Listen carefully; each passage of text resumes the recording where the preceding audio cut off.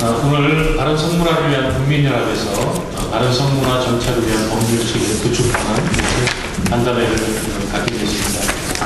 최근 새정치민주연합 진선미의원 등 10명이 군대 내 동성애를 허용하자는 군역법 92조 폐기안을 국회에 제출하면서 우리 사회의 바른 성문화, 건전한 성문화가 정착되기를 바라는 많은 국민들의 분노를 야기시킨 바 있습니다. 또한 성문제와 관련해서 가장 문제가 되고 있는 것이 국가인권의법의 독소조항인 2조 3항의 임신 또는 출산, 가족 형태 또는 가족 상황, 성적 제한, 이러한 독소조항들이 결국은 혼전 임신을 부추기고 동성애를 옹호 조장하고 있어서 국가적인 혼란을 초래시키고 있습니다.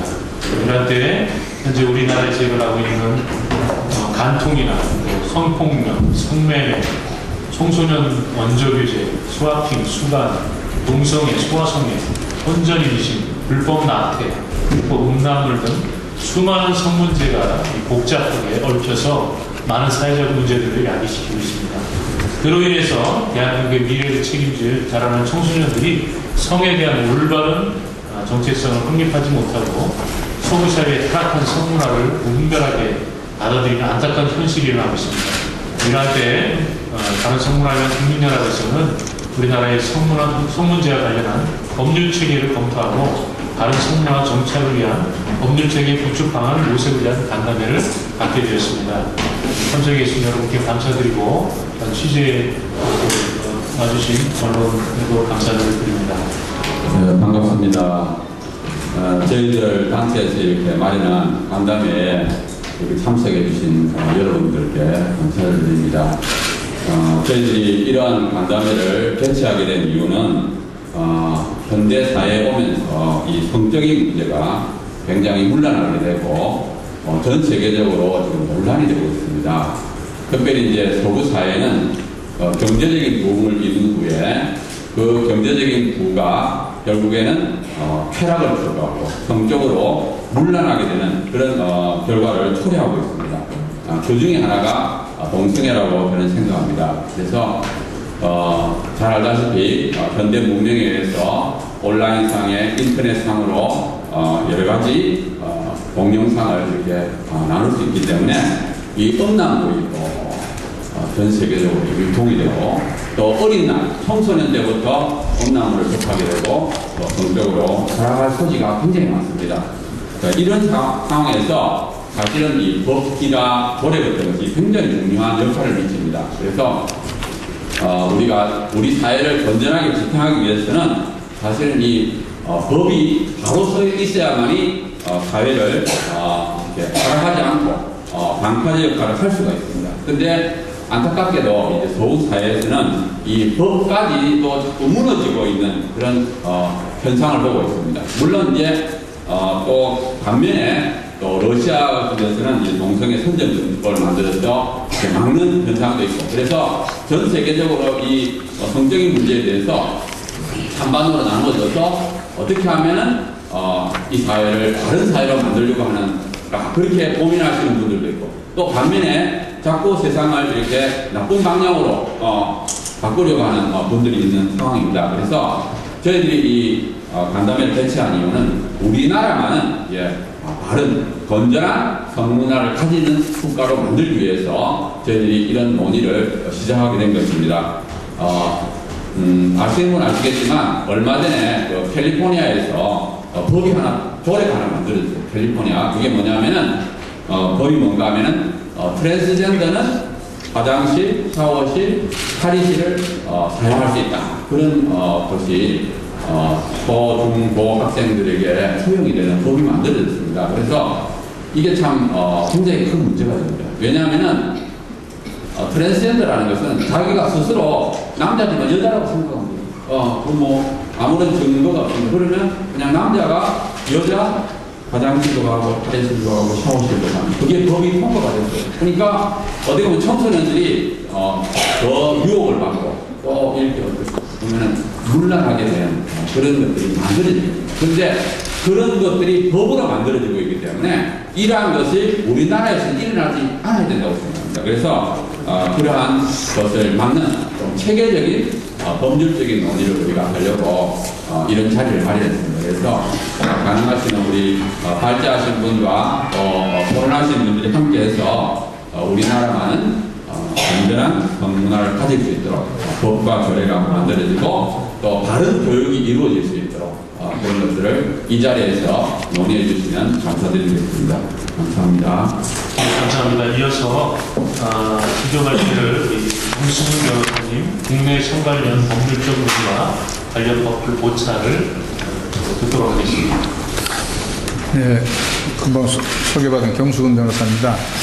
그래서 이게 성에 대해서 또 성이라는 게 너무나 민감한 부분이고 어떻게 보면 또 사적인 영역 속에 속하는 부분이라서 헌법재판소도 아까 잠깐 뒤에 말씀을 올리겠지만 그런 부분에서 민감한 부분이고 또 이거에 대해서 이런 성에 대해서 법적으로 어떻게 이거를 대응을 해야 되는지 그 문제가 있고 근데 또 법이라는 게 고대 때부터 법이 무엇인가에 대해서 법의 본질에 대해서 뭐 소위 말하면 자연법 학자 토마스 아퀴나스라는 그런 분들의 자연법론과 또 현대에 들어서면서 법 실증주의라고 해서 법에는 도덕이 관계가 없다 중립적이라는 그런 법 실증주의부터 해가지고 이 법에 대해서도 정말 법철학 영역에서 가장 뜨거운 그리고 해결하기 어려운 부분인데 동성애에 대한 차별금지 등으로 이렇게 해서 지금 법적인 문제가 되고 있는데 그 성에 대한 실정법 태도가 이제 이슈가 되고 있는데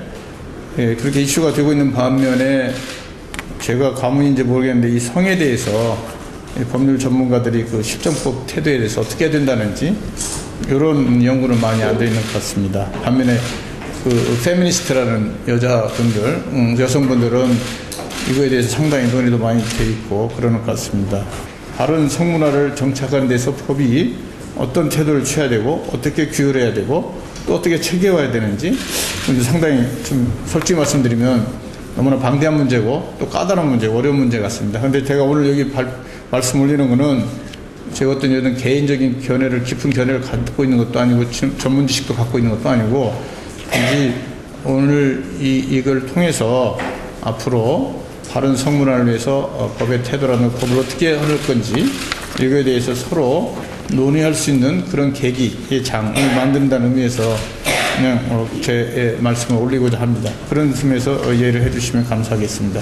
그래서 이제 그 다음 말씀드린 거는 그러면 성에 대한 법적 담론은 지금까지 어떻게 되어 와 있냐. 근데 이제 아까 말씀드렸는데 법이라는 것 자체가 법의 본질에 대해서 여러 가지 논의가 있고 또 그 법에 대한 담론이라는 것은 어떻게 이미지화할 건지 어떻게 규정을 할 건지 여러 가지 문제가 관련되어 있고요. 그래서 그게 법이 또 그냥 법으로서 일단 발표가 공포가 되면 사실적으로 침투되고 또 그것이 때로는 지키지 않으면 처벌하는 그런 명령 형태로 되다 보니까 여러 가지 복잡한 문제를 안고 있습니다. 그래서 이 법이 또 반면에 법은 아까 말씀드린 도덕성과도 관련이 있냐 없냐에 대한 논의도 있고 어떤 사람들은 중립을 해야 된다. 어떤 사람은 법 자체 내 도덕이 없으면 법으로서 의미가 없다는 그게 자연법 학자들의 얘기고 또 실증법 학자들은 법 실증주의자들은 법은 중립성만 있고 객관성만 있으면 되는 거지 법 자체 내 도덕이 관련될 수는 없다. 이렇게 해서 좀 그래서 이 법에 대한 담론 이것도 여러 가지로 까다로운 부분이 있습니다. 그래서 그것이 과연 성에 대해서는 어떻게 전개되냐 하게 되면 이제 주로 제가 이거 말씀드리는 거는 무슨 여성 개발원의 연구원으로 계신 분 같아요. 그분은 이제 아마 페미니스트 입장에서 성에 대한 법적 담론이라는 논문을 하나 썼는데요. 그래서 제가 요거 좀 부탁을 받고 해서 좀 긴급히 좀 입수해서 봤는데 주로 여기 굉장히 논문을 한 편의 논문인데 그분 얘기를 간단히 요약하면은 그분 얘기는 그 자료에 나온 것처럼 초기 단계에서 이 법규는 성의 대부분의 경우는 성행위와 순결을 대상으로 해서 그냥 단순히 이렇게 이런 성행위는 순결해야 된다 이런 식으로 언급이 되었다가 그 법규법으로 이제 규범으로 작용하면서 이전에 비해서는 좀 이런 성행위나 성에 대한 금기가 좀 더 많아지는 그런 추세를 보이다가 1960년대 이후에 이제 페미니즘들은 그에 대해서 남녀의 사회적 현실적 차이에 주목해서 법의 여성의 구체적인 삶의 경험과 인식을 이제 반영해달라. 그래서 더 나아가서는 법의 담론적 권력을 이제 해쳐자 이런 식으로 이제 그런 주장까지 그렇게 이제 성에 대해서는 좀 성에 대해서 법적으로 이렇게 규율하게 되면 너무 섣부르지 않냐. 그래서 이제 성에 대해서는 법으로 규율할 수가 없다라는까지 주장을 하고 있고요. 이제 그렇게 하니까 성은 자유다. 뭐 이런 이제 극단적인 논까지 주장까지 하고 있는 것이 있습니다. 그런데 어쨌든 인간은 성적 존재이고 그렇기 때문에 이런 성적 존재라는 자체는 긍정을 하는 것이 필요한 것 같고 또 어떤 면에서는 성적 자유는 고의롭된 것이 아니고 사회적 조건 속에서 논해줄 수밖에 없는 것이고 또 성적 주체성 정립 역시 사회적 관계에 의해서 제약을 받기 때문에 그런 성적 존재라는 것에 대한 긍정을 하면서 아까 성이 갖고 있는 그런 특성이라는 것에 대해서는 또 유념하면서 좀 법적 담론을 전개하는 것이 필요하지 않는가 하는 생각이 듭니다. 그래서 우리나라 그러면 현 실정법에 성에 관련된 걸 어떻게 규정하고 있는지 그래서 요것도 제가 요거는 급히 이거는 제가 법전을 보고요. 우선 성에 관련된 것들이 뭐가 있는지를 좀 간추려 봤습니다. 그래서 요거는 우리나라 지금 현 실정법에 관계되어 있는 것만 우선은 헌법을 말씀드리면 10조 행복추구권인데 행복추구권 속에는 성적 자기결정권 헌법재판은 자꾸 언급하는 부분이 여성이나 남성이나 자기의 성적 자기결정권이라는 단어를 자꾸 쓰는데 성적 자기결정권이라는 그 권리가 도출되게 된 것이 헌법 10조의 행복추구권 누구나 행복을 추구할 권리가 있다. 1조에서 나온 그 행복추구권에서 된 겁니다. 그 다음에 11조 1항이 성별에 의한 차별 금지. 이 성별에 의한 차별, 남성, 여성, 이게는 모든 의 차별을 금지한다는 건데, 여기에는, 성별 차별 금지는, 그거는 여기서 어떻게 보면 또 차별 금지라든가 이런 것들이 하고 여성, 남성 차별을 금지하는 그런 것들이 나오는 것이 헌법 제11조 1항의 성별에 의한 차별 금지 이 조항이고요. 그 다음에 이제 제36조 1항에는 양성의 평등을 기초로 혼인과 가족 생활의 성립, 유지 및 국가의 보장에 대한 것이 우리나라 가정 제도, 민법에 뒤에 나오지만 가족이라 범위라든가 가정 제도, 혼인 이런 것들이 이 헌법 그 36조 1항에서 근거되어서 거기서 유래를 하게 됩니다. 그 다음에 이제 30조 2항에 보면 기본권 제한의 원칙이 있는데 우리 헌법에서 보장된 기본권, 아까 행복추구권이라든가 거기서 유래되는 여러 가지 기본권이 있는데 그런 것들은 함부로 제한을 할 수 없다. 이런 것이 기본 37조 2항입니다. 그래서 제한을 하게 되는 것은 공공질서라든가 사회 안녕이라든가 특별히 이런 경우에 한해서만 제한을 해야지 함부로 제한할 수 없다. 그래서 뭐 요즘 말로는 기본권 과잉 금지 원칙 뭐 이런 것들이 나오는 근거된 것이 헌법 37조 2항입니다.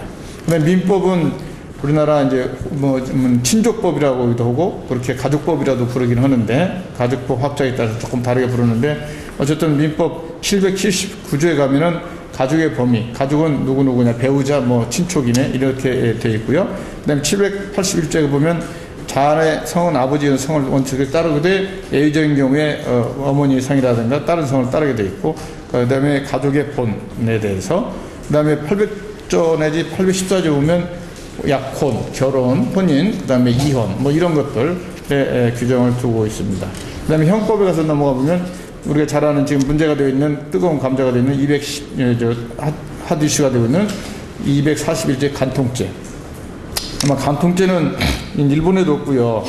이웃 일본에도 없고 제가 알기로는 대만하고 우리나라 정도 아직 존치가 되고 있는 걸로 그렇게 알고 있습니다. 그 다음에 204 음행매개죄, 또 240 이런 음란물죄, 공연음란죄, 이렇게 강간과 추행의 죄. 이 강간과 추행의 죄, 아까 금방 말씀드린 군형법, 강간과 추행의 죄는 이 형법에서는 강간과 추행의 죄를 근거로 해서 군인에 대해서 적용하는 것이 군형법이라고 생각하시면 될 것 같습니다. 그 다음에 특별법에는 지금 문제가 된 군형법, 92조 내지 92조 8에 보면 강간과 추행의 죄, 군인에 대해서 이렇게 되고, 근데 여기서 적용이 되는 게 군형법 1조 2항 3항에 보면 군인에 대한 이 군형법이 적용되는 사람이 군인인데 군인이라고 돼 있고 군인은 누군지, 그 다음에 군인에 준하는 자, 군무원 이런 자가 군형법 제1조 1항 내지 3항에 보면 규정이 되어 있습니다. 그 다음에 성매매 방지 및 피해자 보호 등에 관한 법률, 그 다음에 이제 성매매 알선 등 행위 처벌에 관한 법률. 여기는 성매매를 금지하고 이런 것들, 요즘 뉴스가 나오는 그런 것들이 특별법. 이렇게 제가 이렇게 쭉 보니까 성에 관련된 법은 뭐 여기 다 막내는 안 되어 있습니다만은 가장 이렇게 그래도 직접 이렇게 좀 많이 연관되어 있는 부분, 우리나라 실정법이라 하는 헌법, 위헌법, 형법, 그다음 특별법 규정을 간추려서 이렇게 조금 뽑아봤습니다. 그래서 뽑아본 걸 금방 말씀 올렸습니다. 그다음에 아까 말씀드린 대로 이제 우리 이 나라의 실정법에서 그럼 성에 대한 어떤 태도를 갖고 있냐, 그거는 아무래도 이 간통죄, 그다음에 혼인빙자 간음죄에 대해서 헌법위원 재판이 자꾸 헌법재판소에 제기되니까 헌법재판소에서 그거에 대한 판결을 하면서 이유를 단 거를 보면은 어떻게 이렇게 보고 있는지를 조금 엿볼 수는 있는 것 같은데, 그래서 먼저 헌법재판소 결정을 좀 말씀드리는데 간통죄부터 이렇게 말씀을 드리겠습니다. 그 다수 의견은 지금 아마 제가 알고는 거의 한 분 정도가 이 간통죄에 대한 존치를 해야 된다고 이렇게 해서 헌법재판관 한 분 정도가 더 찬성하는 쪽에 많은 것 같고, 반대도 거의. 그래서 제 개인적인 생각에는 이 간통죄에 대한 헌법재판소의 판결도 좀 있으면 뒤집어져서 위헌이라고 나와서 간통죄는 폐지해야 된다는 쪽으로 가지 않을까 하는 생각도 요즘 이렇게 트렌드를 봐서는 그러지 않을까 싶은데, 어쨌든 지금까지는 아직까지는 간통죄에 대해서 다수 의견이 합헌이라는 얘기인데, 그 얘기는 그 써드는데, 간통죄 규정은 헌법 제10조 아까 그 행복추구권입니다. 인격권, 행복추구권의 전제가 되는 자기운명 결정권에 포함된 성적 자기결정권을 제한한다.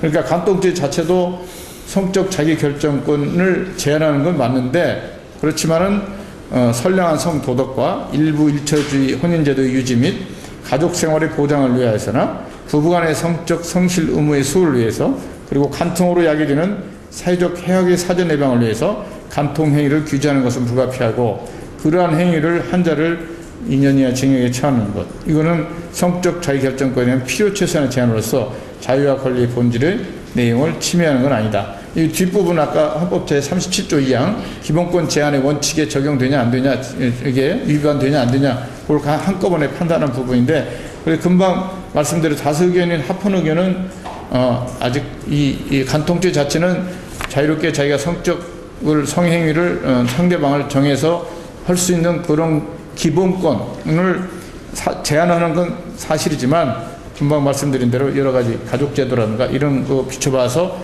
또 그로 인한 아직까지 사회적 해악, 그러니까 성적 문란이라고 보면 되겠죠. 성적 그런 문란 이런 것들의 부작용을 생각한다면 간통죄는 지금처럼 유지하는 것이 필요하지 않냐라고 해서 합헌 의견을 냈고, 보충 의견은 간통죄 사회 상황 국민의식 변화에 따라 그 규범력이 종전보다는 좀 완화되었지만 그래도 아직은 언제로서 처벌할 필요성이, 반사회성이 있는 부분이다 라고 이렇게 하고, 반대 의견은 입법 정책의 문제지만 아까 징역형 가지고 그렇게 엄하게 처벌하는 거, 그거는 조금 헌법에 합치되지 않는다. 그래서 이거는 조금 약하게 이제 딴 분들이 막 그렇게 반대를 해서 그런지 모르도 이렇게 조금 확실한 태도는 안 보이고, 반대 의견도 조금 징역형으로 처벌하는 건 조금 심하지 않냐 하는 정도의 반대 의견이 나와 있습니다. 그래서 이제 요까지는 지금까지 현재 상황인데, 앞으로 조금 더 이게 논의가 되고 또 누가 위헌을 걸어오면, 제기해오면 조금 어떻게 될지, 그거는 조금 조심스러운 부분입니다. 결론은 아직 간통죄는 유지해야 된다, 존치를 해야 된다는 것이고요. 그다음에 혼인빙자 간음죄가 종전에는 여기 소개한 헌법재판소 결정 전에는 합헌으로 놨다가, 이 혼인빙자 간음죄도 처음에는 합헌으로 했다가 헌법재판소에서 2009년 판결로부터 위헌으로 나왔습니다. 그래서 혼인빙자 간음죄에 대해서는 이 태도가 변경됐고, 그래서 지금 위헌으로 되어 있습니다. 그 판지는 어떻게 됐냐면, 혼인빙자 간음죄 법률 조항이 입법 목적의 정당성이 인정이 되지 않는다. 첫째, 남성이 유력이나 폭력, 폐악적 방법을 소발하지 않고서 여성을 애정행위 상대방을 선택하는 문제는 그 행위 성질상 국가의 개입이 자제되어야 할 사적인 내밀한 영역, 내다가 또 속성상 가정이 수반되게 마련돼서 우리 형법이 이제 혼전 성관계를 처벌되는 사하지 않고 이런 여러 가지, 그다음에 혼전 성관계의 가정에서 이루어지는 통상적 유도행위는 처벌될 이유가 없다. 쉽게 말하면 이 혼인빙자 간음이라는 건, 그리고 또 하나 또 여기다 요약을 해놨는데, 하나 이유가 들고 있는 것이 음행이 상습 없는 그런 부녀, 음행에 계속 상습적으로 그렇게 나쁜 짓을 하지 않는 음행의 상습 있는 부녀로 이렇게 낙인 찍어서 보호 대상에 제외시키고 보호 대상을 음행의 상습 없는 부녀로 이렇게 한정해서 자칫 말하면 이게 계속 나쁜 짓을 하는 여자만 보호 대상을 채우고 정절을 지키는 여자는 보호만 해야 된다는 것은 어떻게 보면 남성적 입장에서 하는 거 아니냐, 그런 가부장적 태도 아니냐. 그렇기 때문에 그런 가부장적 태도의 법률은 이제 와서는 유지할 필요가 없다. 그래서 요거는 폐지되는 게 맞다. 그래서 이제 그렇게 해서 요거는 결국 위헌이다. 이렇게 좀 이제 결정을 한 거고요. 그 다음에 이제 헌법 36조 1항인데 헌법재판소에서는 그게 아까 가정제도입니다. 가정제도인데 거기에 대해서는 요 헌법 36조 1항은 혼인과 가정생활은 개인의 전원과 양성의 평등을 기초로 성립돼 유지되고 국가는 이를 보장할 의무가 있다고 규정하고 있는데 이 조항은 혼인과 가족생활을 스스로 결정하고 형성할 수 있는 자유를 기본권으로서 보장을 하고 혼인과 가족에 대한 제도를 보장도 해야 되고 그리고 공법 사본의 모든 영향을 미치는 헌법을 내지 원칙 규범의 성격도 갖고 있다. 그래서 이는 적극적으로 적절한 조치를 통해서 혼인과 가족을 지원하고 제3대에 의한 침해 앞에서 혼인과 가족을 보호해야 할 국가의 과제까지도 포함하는 그런 조항. 또 소극적으로는 불이익을 야기하는 제한 조치를 통해서 혼인과 가족을 차별하는 것을 금지할 국가의 의무를 포함한다. 그래서 이러한 헌법 원리로 도출된 차별금지 명령은 헌법 제11조 1항에서 보장하는 평등 원칙을 혼인과 가족 생활에 더욱더 구체화함으로써 혼인과 가족을 부당한 차별로부터 특별히 보호하려는 목적을 가진다. 이때 이제 그래서 36조 1항은 차별금지 명령 이런 것들은 차별 취급은 조항이 위배되지 않는다. 이렇게 이제 했는데 그래서 헌법 36조 1항은 제가 볼 때는 이게 지금 개인적인 말씀으로는 여기 안 적어놨는데 그 동성애라든가 이 차별금지 이를 폐지 성적 성소수자 이런 것을 폐지해야 된다. 차별을 그럴 때 이거에 그거는 동성애는 차별이 아니라는 것을 들고 있을 실정법 중에 근거 중에 하나라고 생각한다면 아직까지는 헌법 36조 1항 그 다음에 헌법재판소 아까 판결 이걸 근거로 해서 동성애는 이렇게 우리가 반대를 해도 차별을 하는 건 아니다. 라는 근거를 이 36조 1항에서 좀 근거를 찾을 필요가 있지 않나는 것이 저희 개인적 생각입니다. 그 다음에 이제 추가적으로 조금 아까 군형법 동성애 거기를 폐지하자는 거는 이게 진선미 의원이 여성부이나 군대를 안 갔다 와서 그런 것 같은데 이게 이 법을 떠나고 어쩌고 떠나서 군대라는 그 특성 지금은 텔레비 보니까 무슨 MBC 보니까 무슨 뭐 진짜 사나 이런 거 보니까 아주 군대에 좋은 면만 이미지 좋게 하려고 아주 좋은 면만 보여줘서 그러는데 제가 79년도 76년도 군대 갔다가 79년도 제대했는데 그때만 해도 이렇게 요즘 무슨 침대를 쓴 게 아니고요. 이런 나무마다 네모반에 여기 한 20명씩 나란히 옆에 매트리스 깔고 남자끼리 이렇게 쫙 누워서 자는 걸 진선미 의원이 한번 봐야 할 겁니다. 그렇게 되면 또 그때는 지금은 외박도 작고 유출도 작고 뭐 나올 기회가 많지만 옛날에는 백 없고 돈 없고 저같이 그런 백 없는 사람은 1년에 한 번 보내주는 정기 휴가 일주일 그것도 그러니까 3년 근무하면 3년에 한 3번밖에 휴가가 안 나오니까 군대에 갇혀 있으니까 그것도 혈기왕성한 뭐 20살부터 20 몇 살 사이 청년들을 모아놓고 그렇게 가둬놓고 있으면 밖에 쉽게 말해 여성분들이 있어서 그런데 양해라고 들으십시오. 밖에 할머니가 가던 철종원 밖에 군대 밖에 이렇게 총명을 붙여서 오고 있으면 치마 입고 할머니만 지나오고 그래도 치마만 둘치면 여자라고 그렇게 군대에서는 그렇게 해서 군인들이 그 여자만 치마만 둘른 여자분만 봐도 여자로 느껴져 이렇게 막 못 참고 그래서 여러 난리가 많은데 그런 사람들 이렇게 모아놓은 데다가 이 동성애를 폐지하자 그러면 특별히 지금은 뭐 고참들이 쫄병들 이렇게 구타하고 이런 게 많이 없어진 모양인데 옛날에는 너무 많이 맞았습니다. 화장실 뒤에 가서 맞고 뭐 밤에 맞는 게 하룻밤에 한 번도 안 맞고 자면 불안해서 잠이 안 올 정도니까 그 고참들이 쫄병 데려다가 옛날 같으면 막 쥐어 패고 해서 그렇게 되면 이렇게 동성애를 안 할 쫄병 한 걸 여지가 없고요. 그때 군대는 그리고 요즘은 인터넷도 있고 뭐 보도가 되지만 옛날에는 군대 얘기가 밖으로 새갈 수가 없습니다. 그러니까 그 안에서 거의 죽어야 되는, 그러니까 살아서 나오는 게 다행인 그런 말도 있고, 건강해서 나오는 제대만 하면 최고라고 그러는 건데, 지금이 많이 좋아서 지금도 마찬가지 군대라는 것은 남자들이 뭐 하는 곳이기 때문에 그런 곳에서 쫄병으로 가 있으면 고참이 이렇게 하자 그러면 그걸 할 사람이, 그렇게 되면 자살이 또 많아질 수도 있고요. 제가 보기에는 진선미 의원은 아들이 있는지 없는지 모르겠어. 군대를 보내봐야 돼. 솔직히 말하면 자기 아들을 군대 보내봐서 쫄병으로 가가지고 고참한테 자기 아들이 그렇게 막 학문으로 선교당하고 강요당하고 해가지고 정신 스트레스 받고 이 정신분열증까지 생길 정도 되는 그 상황이 되면 그래도 이걸 하자고 그럴지 잘 모르겠지만, 어쨌든 이건 법리 문제가 아니고요. 군대라는 그 특성을, 군대라는 그 분위기를 전혀 모르는 건지 알고 그런지 모르겠는데, 그 현실도 감안해야지. 뭐 이상적으로 막 무슨 입법 발의하자니까 막 국회의원들이라고 그래서 아무거나 발의해놓고는 통과시켜달라고 자꾸 외쳐대고, 거기에 또 동조하는 사람들이 있으면 정말 이해가 잘 안 돼요. 군대 생활 안 해본 분은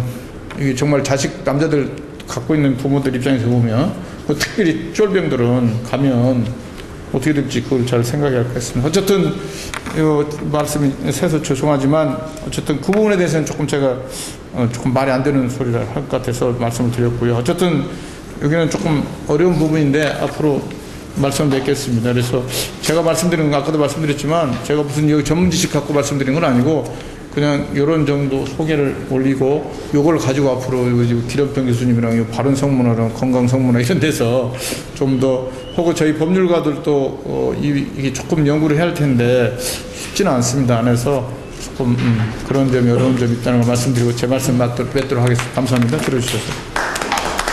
여기까지 성에 관련된 우리나라의 법률들 현황을 좀 말씀해 주셨고, 특히 그 헌법의 36조 1항에서 혼인과 가족생활, 개인의 전원과 양성평등에 설립한다는 이 구절의 기초에서 동성애를 규제하는 것이 차별이 아닌 헌법적 정신을 실현하는 것이라는 아주 귀한 의견을 주셨습니다. 이런 글들을 바탕으로 토론자분들의 의견을 듣도록 하겠습니다. 먼저 한국교회 언론의 사무국장이신 심한선 목사님 말씀 듣도록 하겠습니다. 예, 오늘 심한선 목사입니다. 오늘 변호사님 말씀 잘 들었습니다. 예, 제가 사실은 지금 현재 우리가 군용법 92조 6 폐지에 이제 지으면서 그런 모임들이 있고, 또 이런 것들이 우리 사회적으로 국가적으로 볼 때 과연 필요한 것이냐 하는 이제 그런 방문들이 있고요. 또 사실 저 같은 경우는 작년에 이 차별금지법이 이제 입법 발의가 2월달에 됐죠. 물론 그 전에 11월달에도 그 통진당 김재현 의원이 이제 발의를 했고, 또 2013년 2월에 이제 그 김한길 의원하고 최원식 의원 두 분이 차별금지법을 발의를 해서, 그때가 이제 2월이었습니다. 그런데 저희가 2월 달에 이제 발의됐다는 얘기를 듣고 바로 3월 달에 차별금지법이 문제가 많다, 독소조항이 있다 하는 것을 이제 맨 처음에 저희가 얘기를 했습니다. 그래서 바로 이제 그것을 받아가지고 기독교계하고 시민단체들이 차별금지법에 문제가 있다 이렇게 이제 말씀들을 하셔가지고, 결국은 이제 그 운동이 일어나면서 4월 달에 민주당의 그 두 의원께서 발의한 내용은 이제 철회를 하게 됐죠. 그래서 저도 이제 그때 그 차별금지법 속에 담고 있는 여러 그 차별을 하지 말자고 하는 조항 가운데 동성애 문제가 들어가 있는 것을 이제 보고서 관심을 갖게 되고 그랬는데, 계속해서 이제 우리 사회가 지금 이 동성애 문제로 해서 그야말로 들끓고 있습니다. 근데 사실은 이웃나라인 일본 같은 데만 해도 우리나라보다 훨씬 동성애자가 많은데도 불구하고 거기는 어떤 그런 다른 사람에게 동성애를 뭐 강요한다든지 또는 뭐 선전한다든지 그런 경우가 없다고 그래요. 근데 우리나라만 유독 이렇게 그 국가에서 법을 만들어서 이렇게 하려고 하고, 그 차별금지법은 사실은 이제 현재 우리나라 국가인권위원회가 있고 그 인권위원회 법이 있는데, 거기에서도 이미 어떤 차별을 하지 말자고 하는 내용은 거의 다 들어가 있습니다. 다만 이제 차별금지법이라고 하는 것은 그것을 이제 위반할 때에 징역형이라든지 또는 뭐 무거운 벌금형을 물리게 한다든지 그래가지고 오히려 이 헌법에서 보장하고 있는 어떤 표현의 자유나 이런 것들도 다 제한하고 하는 그런 문제들이 있기 때문에 우리가 그 문제에 대해서 문제를 제기했던 것인데 저는 아까 이제 우리 경 변호사님 이제 말씀 들으면서 전에 우리가 그 학교에서 배울 때는 이런 얘기들을 했었습니다. 법은 도덕의 최소한이 아니냐 하는 그런 얘기들을 배운 적이 있었는데 저는 그것을 그렇게 생각합니다.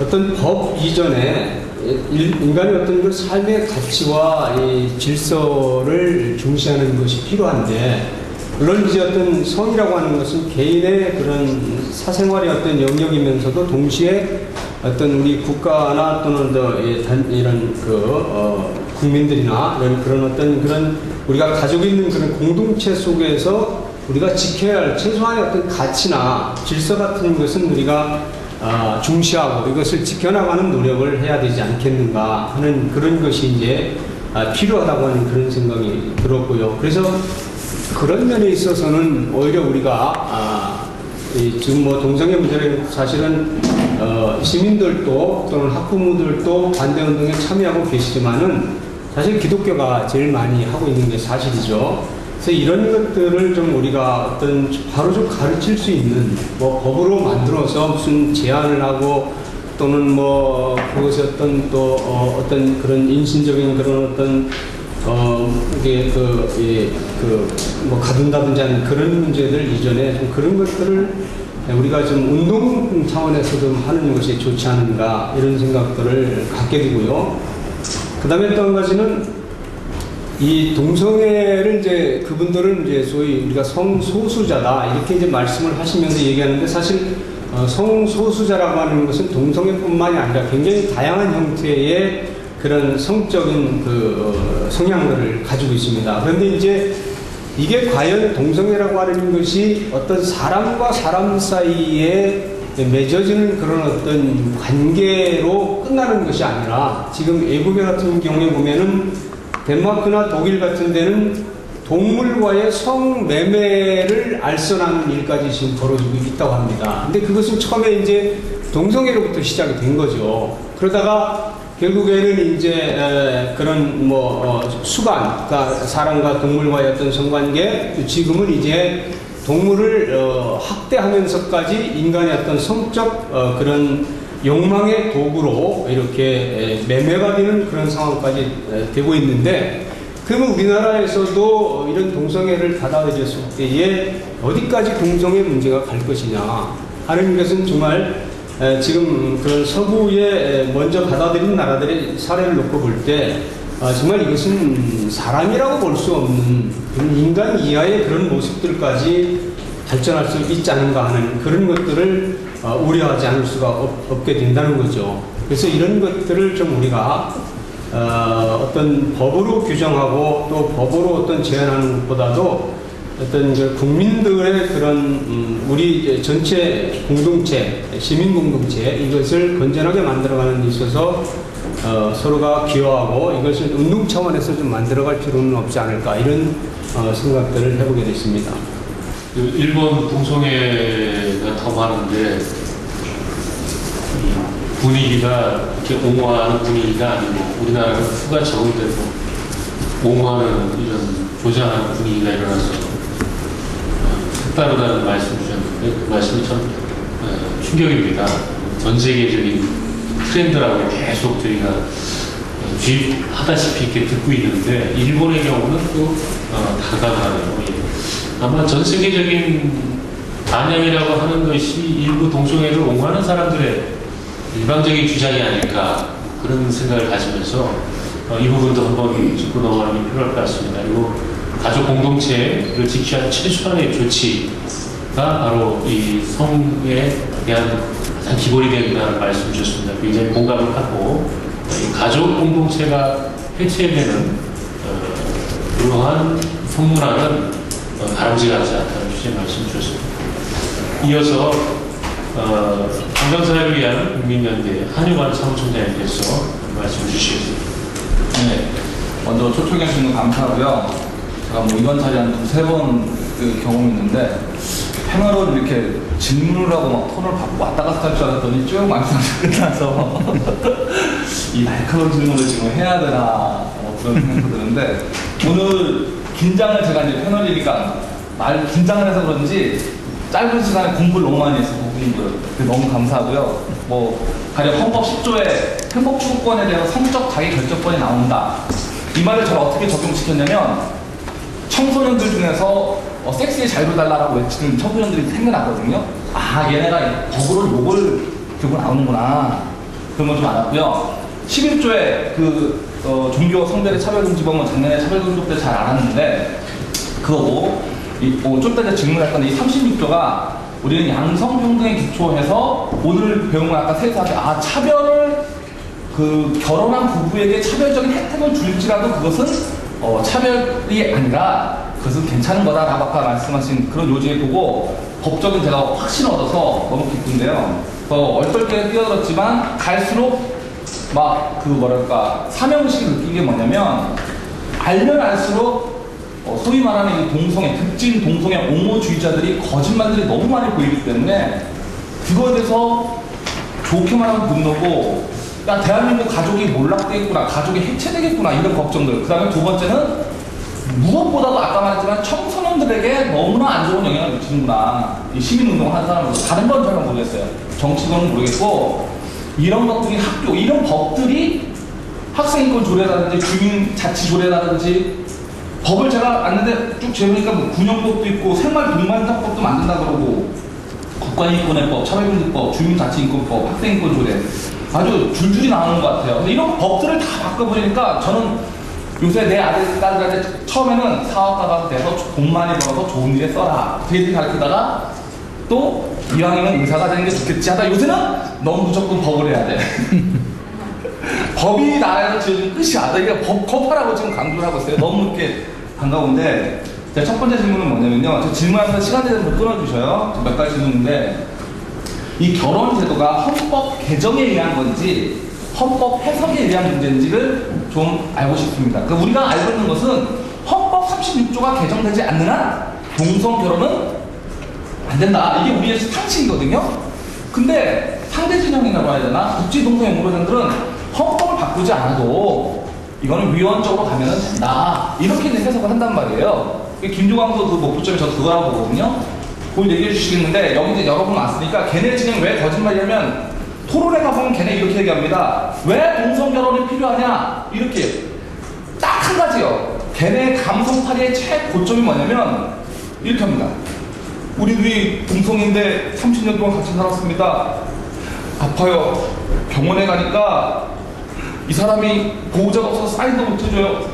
제가 남편이 아니기 때문에 사인을 못 해줍니다.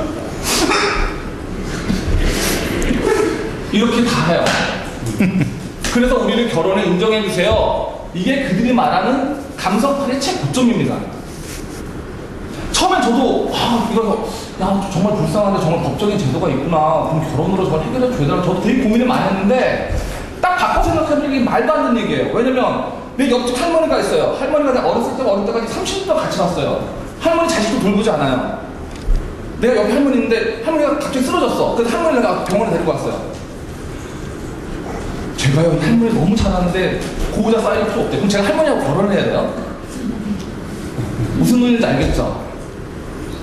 제가 말하고 싶은 이런 어떤 법적인 게는 엄청 하고 제가 하도 열받아가지고 겉으로는 맞는 말 같은데 알고 보니까 다 거짓말이에요. 말도 안 되는 얘기.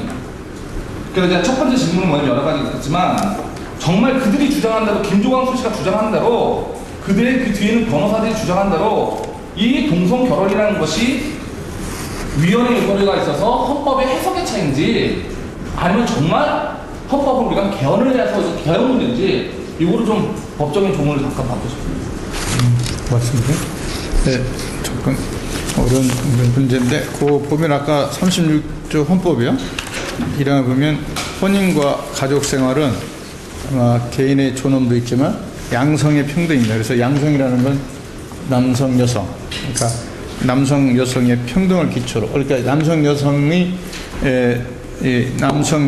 전제가 돼야 되고 단지 남성 여성의 평등을 기초로 해서 성립되는 것이 혼인과 가족 생활이라는 게 헌법 제36조 1항에 이게 아까 금방 제가 아까 말씀 올린 대로 이거는 헌법 원리이고요. 일반적인 원리라고 이렇게 헌법재판에서 판단을 하고 있고, 그거에 근거해서 민법에 보면 제 800조부터 814조까지가 혼인의 성립 부분인데, 여기에 보면 민법도 아직까지는 이 남성과 여성, 양성을 전제로 가족이 혼인이 성립하는 걸로 그렇게 돼 있어서, 이거는 아까 말씀드리기에는 헌법의 해석 문제가 아니고, 헌법이 양성을 뭐 글씨를 양성하니까 그러면 동성과 양성이 비슷한 말이다, 그렇게 하면 헌법 해석 문제가 되겠지만, 엄격히 음악 말씀 양성으로 전제되어 있고, 그 민법도 양성을 존재로 원칙으로 하기 때문에, 그래서 헌법 개헌을 하지 않으면 동성애 쪽 말은 헌법 해석 문제는 아니라고 제 개인적으로 생각되고요. 만약에 그게 동성애 쪽 말대로 헌법 해석 문제라 그러면 법원에서 혼인 신고할 때 이 동성애자들 혼인 신고할 때 해석 문제라면 다 받아줄 겁니다. 그냥 쉽게. 근데 지금 서부지원에서도 이거 가지고 계속 고민하는 이유는, 이게 법이 아까 동성애자 말대로 헌법 해석 문제가 아니고 헌법에서 양성을 전제로 했기 때문에 동성 결혼, 그런 혼인 신고, 호적분은 어떻게 만들어야 이 가족관계의 호적이죠? 어떻게 편제를 해야 할 건지 이런 고민이 있으니까, 그래서 연구까지 하고 있는 걸로 알고 있습니다. 그래서 제가 볼 때는 헌법 개헌을 하지 않으면 아직까지는 안 되는 문제 아닌가 하는 생각이 듭니다. 예. 예, 헌법 개헌적인 문제라고 좀 받아들이고요. 또 이 군용법도 마찬가지예요. 저도 어저께 우리가 그 73,855명 대대적인 국민들, 국민들이 호응해 줘서 반대를 내놨는데, 저 평민 같은 경우에 이 법 분석이 되게 힘들어요. 그래서 92조를 봤어요. 92조를 보니까 92조 6에 대해서 뭐라고 하는데, 내가 아무리 봐도 이걸 왜 동성애라고 이걸 동성애만 반대한다고 이걸 얘기를 했나 했더니, 유일하게 갈 수 있는 건 학문성교라고 얘기하는데, 얘네가 얼마나 거짓말적이냐면, 에이즈가 걸린다 그랬다 학문성교 할 때는 이렇게 이성애자들도 에이즈가 학문성교 안 하냐 이렇게 얘기했다가, 또 여기 나오는 학문성교는 또 자기네들만 하는지 이게 동성애를 얘기하는 거다라고 했는데, 제가 궁금하신 거는 두 가지인데, 군용법에 관해서 두 가지 주장을, 첫 번째 이 군용법 92-6조가 정말 이성애만 다루는 거냐, 동성애만 다루는 법이냐, 아니면 일반적인 법이냐. 그러니까 뭐 군대 내에서 남자 여자도 있을 수 있으니까 그걸 막는다고 좀 봤거든요. 남자든 여자든 동성이든 군대 내에서 성행위가 안 된다 이렇게 봤거든요. 근데 얘네는 우리만 왜 그러냐 이런 것도 있고, 두 번째는 또 하나 주장은 뭐냐면, 이성의 관계는 그 군용법이 아니라 처벌로 그냥 단순하게 처벌을 하는데, 우리는 형사처벌까지 하니까 가혹하지 않느냐 이런 주장을 하는데, 그 군용법, 그래서 걔네가 얘기한 게 군용법 말고 다른 법이 있다 그러더라고요. 그런데 아무리 찾아봤어요. 그 토론을 해봤죠. 그랬더니 군용법이 아니라 뭐 부대 내규라든지 내부 규율이라든지 아니면 뭐 성매매 특별법이라든지 그걸로 처벌 가능한데 왜 군용법까지 만드느냐 이런 얘기를 하거든요. 그래서 질문은 뭐냐면, 군대 특성상 군용법에 그런 이성이든 동성이든 성적 처벌 조항이 꼭 필요한 건지, 아니면 그들의 주장대로 그것은 징역하고 한마디로 빨간 줄 남는 거니까 조금 더 약간 그냥 내부 규제도 해도 괜찮은 건지, 아까 경험적으로 잠깐 얘기했지만 법률적인 차원에서 한번 좀 말씀을 듣고 싶습니다. 여기 중요한 거는 지금 이 96조 2의 조항도 중요하지만, 그 군형법 제1조 1항부터 사망에 규정된 사람 이렇게 돼 있거든요. 그러니까 그 군형법 1조 1항부터 사망에 규정된 자가 누구냐? 그러게 보면 군인이라고 되어 있습니다. 그러니까 군인에는 장교, 준사가 있는데, 군인은 조금 옛날에는 남자만 있었지만 지금 여성 군인도 있잖아요.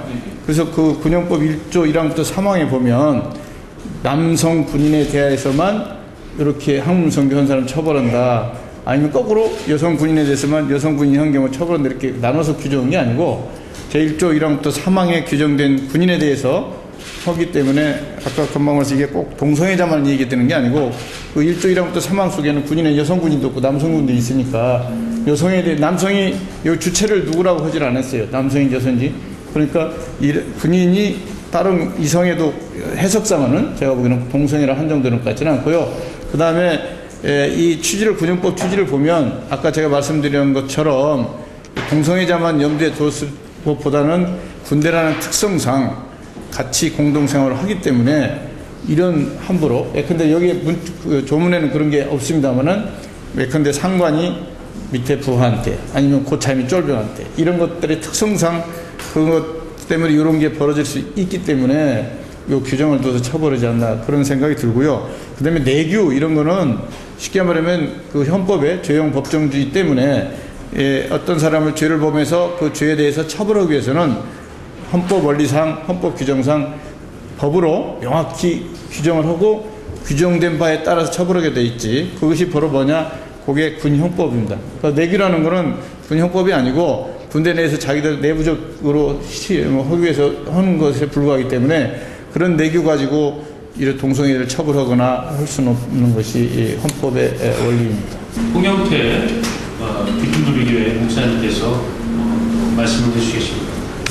제가 목사로서 생각한 어떤 그 윤리와 이 법과의 어떤 괴리, 그리고 지금 우리 현 사회가 옛날에는 그 윤리가 이 공동체를 지키는 소위 말해서 그 공동의 선을 추구하는 그런 윤리로서 지금 존재했었는데, 그리고 법은 그 윤리를 지키기 위하고 또한 공동체를 지키기 위해서 그 질서를 유지시키는 하나의 근간으로 자리 잡았었는데, 제가 요즘에 볼 때는 이 법 이 자체가 이 윤리를 어떻게 보면 무너뜨리면서 어떤 그 단체라든가 어떤 그 소수 집단을 옹호하는 그러한 입장으로 이 발전하는 게 아니냐. 그래서 목회자 입장에서 굉장히 우려되는 바입니다.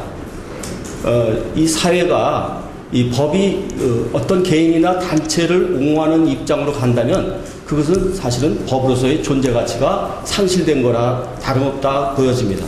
제가 왜 이 질문을 하냐면, 이번에 이제 92조 6에 대한 그 군대 군형법에 대해서 그 일부 국회의원들, 진선미 의원을 비롯한 일부 10명의 국회의원들이 군형법 92조 6에 대한 그 발의를 하면서 뭐라고 얘기했냐면, 헌법에 관련된 성적 자기결정권, 그리고 사생활의 자유, 그 다음에 사생활의 자유 침해, 그 다음에 헌법상 평등 원칙, 그 다음에 과잉 금지 원칙을 위배해서 이것을 폐지 또는 삭제를 해야 된다, 이런 주장하면서 결국 발의했던 겁니다.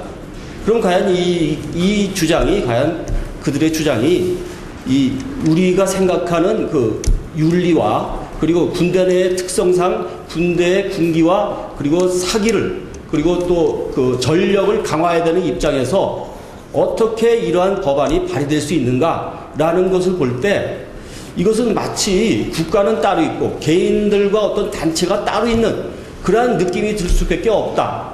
그래서 이 우리 공동체의 윤리를 지키는 입장에서 저는 목사기 때문에 말 그대로 이 하나님 나라의 윤리와 그리고 이 국가와 그러한 공동체에 대한 윤리를 지키는 어떤 수호자로서 굉장히 좀 제가 우려되는 겁니다. 그래서 과연 이 지금 해석이, 자기들의 주장이 이게 한계가 어디까지입니까 지금? 네, 지금 목사님 말씀 듣고 제가 이제 아까 법조인 얘기도 많이 했는데 크리스찬 법조인들은 많은데 저도 그 중에 하나인데 법조인이 아니고 밥조인이라고 그러는데요. 제 크리스찬 밥조인 중에 제가 하나인데 죄송스럽고요. 여기에 조금 연구는 아까도 서두에 말씀드렸는데 저도 그렇고요. 여기 연구를 이렇게 꾸준히 하는 돈이 안 돼서 그럴 것 같아요. 이게 돈 문제가, 돈이 벌릴 것 같으면 아마 크리스찬 아니고 법조인이라고 나와서 밥조인이라고 하고 법조인이라서 많이들 연구할 텐데 돈이 안 되니까 그런 것 같은데, 목사님 말씀 감명 깊게 들었는데 여기는 결국은 지금 목사님 말씀은 이제 공공의 선, 일반 법에서 이게 지금 이제 조금 시간이 많지 않아서 죄송한데 잠깐 말씀드리면, 이게 지금 법의 토대, 법이 서야 할 준거점이나 레퍼런스, 법이 어떤 토대에서 서야 되느냐에 대한 논의입니다. 지금 목사님 말씀하는 거는. 그러니까 법에 서야 할 토대가 없어져 버리면 아까 말씀 약육강식의 법이 돼서, 그래서 이게 아까 소두에 말씀드린 법 실증주의자들이 하는 얘기가, 법이라는 건 도덕성이나 윤리가 포함돼서는 안 되고 그때그때 시대와 산물에 따라서 그때 시대 상황에 따라서 만들어지는 것이 법이기 때문에 법에는 도덕이라든가 윤리가 게재될 여지가 없다. 이런 것이 법 실증주의입니다. 그렇게 되면 법은 강자가 만들어서 여기 지금 진섬 의원 발의한 것처럼 누구든지 발의해서 다수결로 통과돼 버리면 그것이 옳은 법이든 그른 법이든 그렇게 되면 법으로서 존재를 하고 그 법은 또 시행되면 그 법을 또 지켜야 되고 그렇게 되면 그것이 가사 나쁜 법이라 그러면 이 나쁜 법도 지켜야 되는 그 소크라테스가 얘기한 것처럼 그렇게 되면 너무나 사회적 폐악이 크기 때문에 그래서 독일에서 또 옛날엔 자유법 하다가 법 실증주의가 한참 활개를 치다가 히틀러가 이 법을 가지고 이 히틀러 나치 이렇게 하게 되니까 이 법이라는 게 이게 무슨 이 법만 제정하면 다 법이냐 이건 히틀러가 이런 법을 만들어서 법으로 이렇게 다 해버렸지 않냐 그래서 그의 반동으로 이제는 법에 도덕이 개입돼야 되지 않겠냐 윤리도 걸보돼야 되지 않겠냐 자연법론이 다시 대두가 되면서 독일에서는 지금 요거에 대해서 상당히 논의가 활발하게 돼 있고 지금 미국에서도 돌아가신 찰스 콜슨이라고 그래서 그 백악관 에터게이트 사건 그분이 돌아가셨던데 그분이 자기도 변호사하면서 그런 걸 몰랐었는데 감옥 갔다 와서 크리스천 되고 예수 믿고 나니까 정말 이 법이라는 건 토대가 있어야 되지 않냐 누구를 아무라도 만들어서 법을 만들어 버리면 정말 그 속에서 잘못된 법이 나오면 약자들이 그것 때문에 고통을 받아야 되고 그래서 법은 토대 그것이 뭐냐 아까 목사님 말씀하신 공공의 선 쉽게 말하면 누구나 보편적으로 지켜야 되고 보존해야 될 가치 이것을 토대로 해서 법이 만들어지지 않으면 만들어지는 법은 아까 약육강식의 법이 되어버려서 정말 그것 때문에 많은 사람들이 피해를 입을 수 있지 않나 그래서 요즘은 그런 또 논의가 되고 있어서 여기도 마찬가지입니다. 동성애도 지금 말씀하신 것처럼 지적해 주신 것처럼 이 동성애 문제를 실적법 가지고 옳고 그러냐 이렇게 이게 법이 이를 만들어야 되냐 이러보다는 정말 이 동성애라는 거는 정말 우리의 가족이라든가 자녀 양육 가정을 지키는 법이어야 된다는 그런 공공의 선 결혼을 해야 된다 이성 간에 이 공공의 선 인류 보편적인 선에 어긋나서는 안 되지 않냐 그것이 동성애지 않냐 그런 어떤 그런 자연법적 이게 로마서에서 나오는 그런 것처럼 해서 그걸 토대로 해서 이게 얘기가 돼야지 실정법이 되냐 안 되냐 이렇게 해가지고는 좀 한계가 우리 쪽에 한계가 있던 거 아니냐 그래서 군형법도 지금 말씀드린 그런 토대에서 정말 이 군의 특성 이런 거 사기라든가 이 군대 계급간에 이런 걸 전혀 무시하고 이렇게 하게 되면 아까 말씀드렸는데 헌법재판소도 아까 간통죄라든가 혼인빙자 간음죄 판결할 때 아까 성적 자기 결정권 그다음에 사적인 자유 이런 건 침해하는 건 사실이다 이렇게 판시했으면 그러나 그거를 제한권을 그런 건 성적 자유 결정권을 마음대로 보장해줘서 그로 생기는 피해가 더 많다 그러면 그거는 막아야 되지 않겠냐. 그러기 위해서는 기본권을 제한할 필요가 있지 않냐. 그러니까 군형도도 이 군형법도 동성애를 방지해야 될 이유는 그런 그 사회 안녕. 그리고 이렇게 하다 보면 거의 아까 말씀 군대 무슨 군기인가 사기 전략? 맨날 이거 데리고 밤마다 이게 데리고 뭐 항문성 경우는 군인들이 힘이 떨어져가지고 북한 군인 쳐들어도 전쟁을 못 하잖아. 결국은 극단적인 얘기인데 그렇게 되면 누가 나를 보존할 거냐 이런 얘기는 전혀 안 되고 그래서 좀 그런 차원에서도 조금 금진할 수 있지 않을까 싶습니다. 참고 삼아 도와드린다는 의미에서 이 소위 말해서 이 학문 선교를 많이 하는 그 소위 말 동성애자는 남성 동성애자는 화장실을 하루에도 13번 이상 간답니다. 그 대표적인 우리나라에서 누구나 하면 알만한 그런 그 동성애자인데 그분이 직접 고백을 그렇게 했어요. 자기가 하루에도 13번 이상을 간다는데 그럼 만약 군대 내에서 그런 일이 벌어진다면 싸움을 못하는 거죠. 전투를 못하는 전력 약화는 그런 기정사니까 화장실이 바쁜데 어떻게 전투를 하겠습니까? 그 민주당에서 이런 안을 낸 게 잘못하면 이건 농담입니다. 이거 혹시 또 녹화돼서 그러는데 잘못 색깔 논쟁까지 북한 도와주는 거 아니냐? 네? 북한 도와주려고 이런 걸 만들어내나? 뭐 이렇게 우회적으로 뭐 이런 소리도 들을 수 있을까? 그래서 어떻든 군대의 특성 이런 거 할 때는 아무리 기본권이지만 제한을 할 수도 있지 않을까? 그래서 이건 나쁜 법 같아요. 우리 플로에서 질문하시고 자유롭게 하시면 돼요. 나의 중고등부 때 임신 출산을 보장한다고 하니까 이게 문제가 되거든요. 똑같은 용어에도. 그래서 이제 이 지혜가 없는 게 학생인권 조례를 만들면서 이거 어디서 하냐 했더니 국가인권에서 다 빼앗대요. 국가인권 다 빼온 건 성인들 기준으로 한 건데 이걸 갖다가 중고등학생들다 맞춰버린다고 하니까 이게 말이 안 된다 저는 그렇게 생각을 합니다.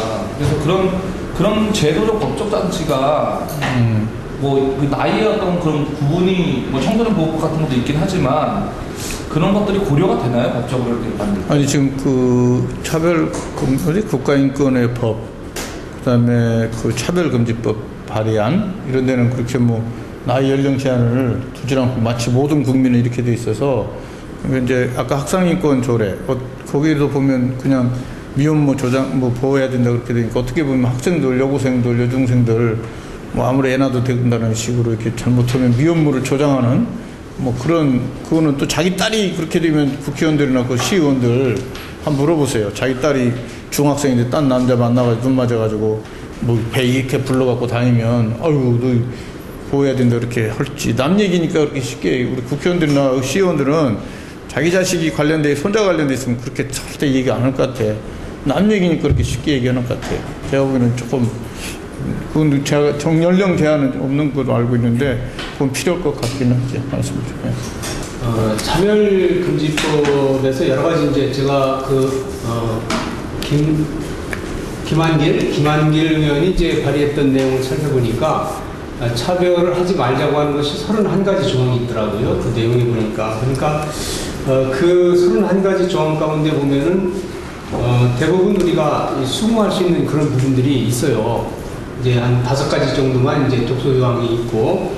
근데 이제 우리가 여기서 혼란을 겪지 말아야 될 것은 차별금지법 속에 담고 있는 내용들이 우리 사회에서 특히나 우리 이제 기독교인들이 가지고 있는 그런 어떤 정체성을 어떤 정신으로 놓고 볼 때 차별하지 않는 것이 당연하다는 그런 조항들이 들어있죠.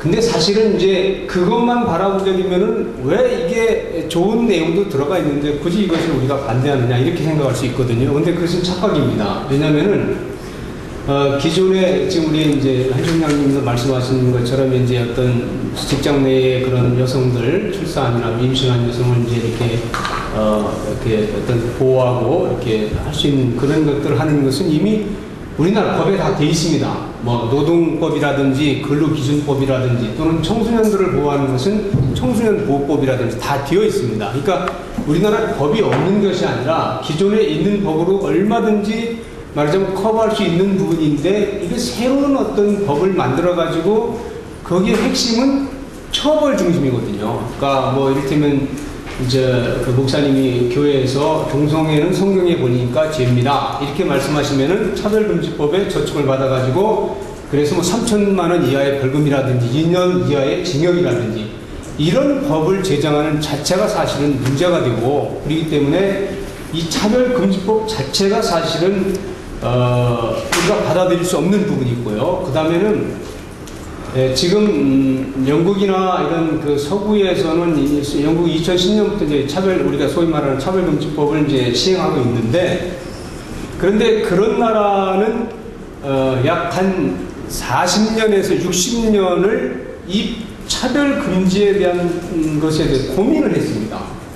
그래서 굉장히 이분들이 그 법 전문가들과 그 다음에 각계에 있는 그런 분들이 고민을 해가지고 그래도 이게 우리 사회의 어떤 최선의 방법이 뭔가 해서 이제 차별금지법을 하려고 하는 거예요. 그런데 우리나라 같은 경우는 어떻게 됐느냐? 우리나라 같은 경우는 거기에 대해서 전혀 철학이 없습니다. 고민할 흔적이 없어요. 그리고 그 법조문도 굉장히 간단해요. 근데 이게 왜 그랬느냐? 이게 2012년 10월 달에 유엔 인권 이사회가 열렸어요. 근데 그 자리에서 이제 그 여러 유엔 인권 이사회에 그 이제 소속된 분들이 한국을 이제 이렇게 그 한국에서 차별금지법을 만들어야 된다 이렇게 이제 그분들이 이제 권고를 한 거예요. 근데 그 권고는 어떻게 됐느냐? 그 인권 이사회에 있는 분들이 대부분 우리 한국보다도 인권이 후진국에 있는 나라들입니다. 근데 그분들이 어떻게 해서 그럼 자기네 나라의 인권을 한국보다도 훨씬 못 미치는데 왜 한국에 대해서 그러면 차별금지법을 만들려고 했느냐? 그것은 뭐냐면 그 해에 어느 그 신문에 그 현장에 유엔 인권 이사회에 참석한 법무부의 그 과장이 현직 검사인데 그분이 글을 쓴 것을 보니까 이런 것들이 되어지기 위해서는 여기 우리나라 한국에서 동성애라든지 여러 가지 그런 그 진보 쪽에 있는 분들이 유엔 인권 이사회에 있는 분들에게 한국의 그 차별금지법을 만들려고 하려고 이렇게 압력을 넣어라 이렇게 했다는 거예요.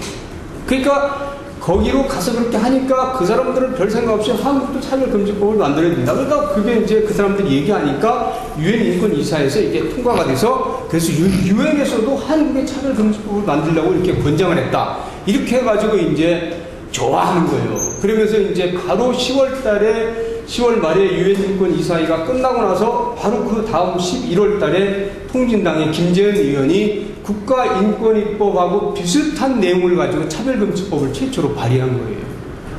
그러니까 여기에 여러 가지 그 차별금지라고 하는 것을 통해서 역차별을 당하고 또 소수보호라고 하는 것을 위해서 다수가 엄청난 차별과 고통을 당하고 국민의 대다수를 범법자로 만들 수 있는 그 상황이 되고 있음에도 불구하고 우리나라에서는 거기에 대한 어떤 그 검증이랄까 또는 거기에 대한 어떤 고민이랄까 거기에 대한 철학도 없이 너도 나도 그냥 한 건씩 하자 해가지고 이렇게 막 세 건의 그런 차별금지법이 발의가 된 거죠. 그러니까 우리가 이 과정에 대한 것을 잘 알아야 되겠고요.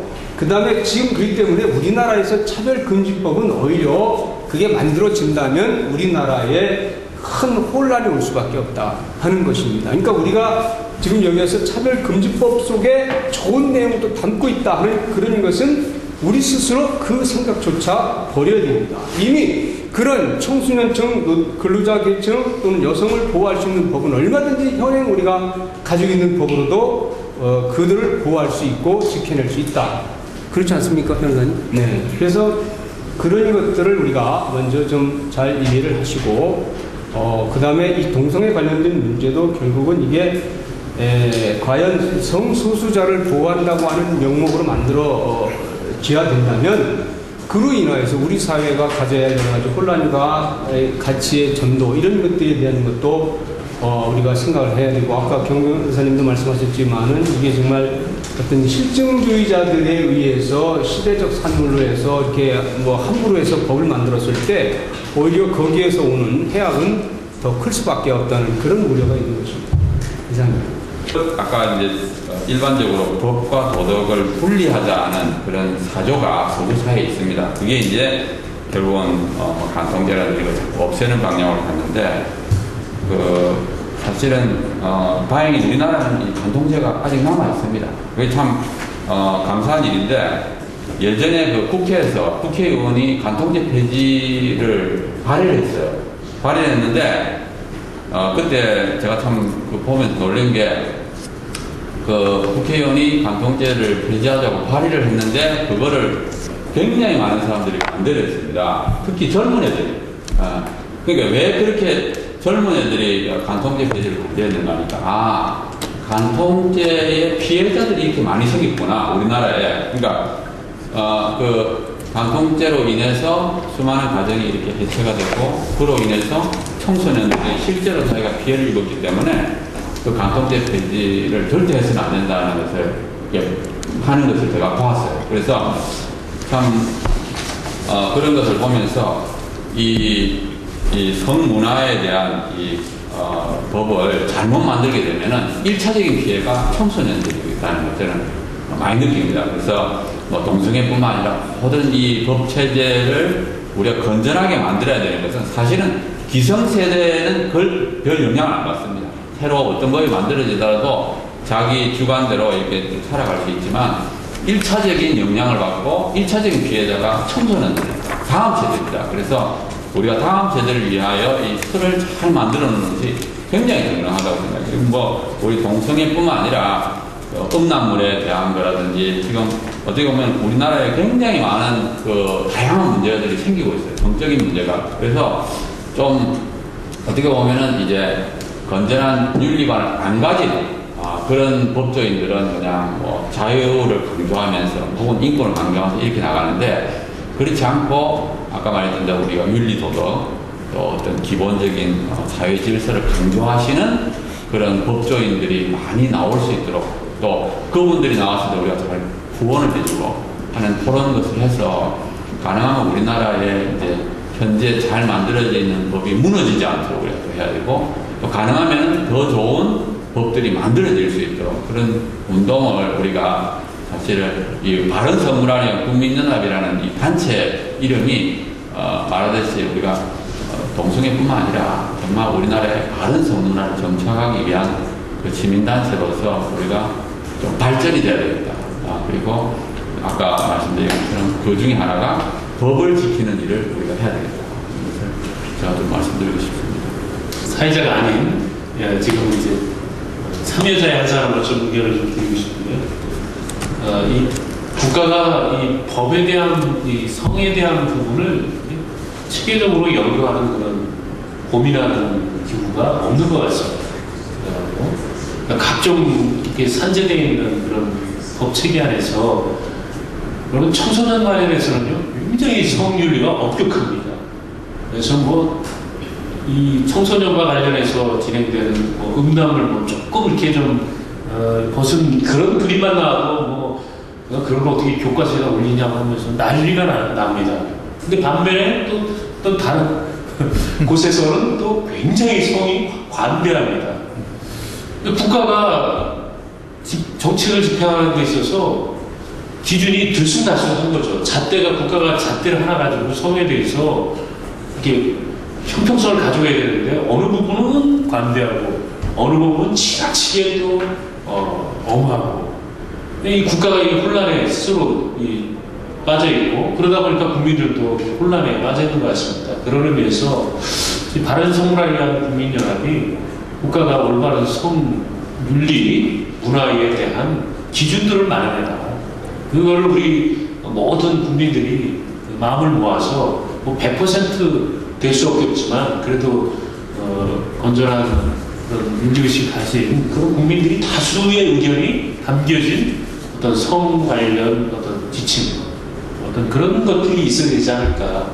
그러면 거기에 맞춰서 법률이나 뭐 사회제도라든지 뭐 교과서라든지 이런 것들이 거기에 맞춰져서 일률적으로 될 수 있지 않을까라는 생각을 갖습니다. 그래서 바른선문화위원 국민연합이 앞으로 국가의 그러한 제가 그냥 고민하다가 국가성윤리위원회 뭐 이런 것들을 하나 좀 만들라고 그런 법을 만들어서 국가가 좀 고민하게 하고 국민들이 이렇게 서로 좀 머리 빠지도록 고민하게 하지 말고 국가가 국가 예산으로 법률가들이 양성하고 전문가들도 양성해서 국가가 한번 해봐라 라고 그런 운동을 저희가 한번 해보면 어떨까 그래서 건의를 드리고요.